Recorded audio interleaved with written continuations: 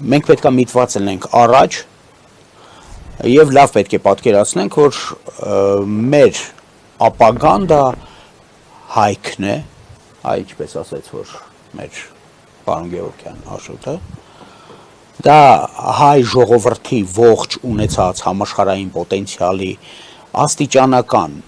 մերձեցումն է, աստիճանական միասնականացումն է, բայց նորից եմ կրկնում, այդ միասնականացումը պետք է սկսվի Հայաստանից,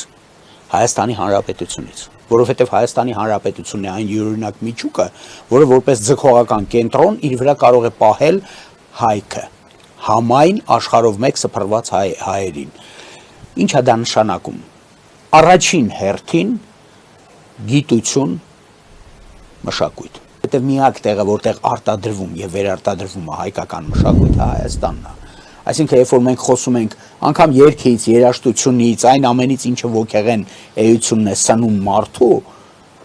մենք ուզենք թե չուզենք անդրադառնալու ենք էլի Հայաստանի Հանրապետության, որտեղ այստեղ է ստեղծվում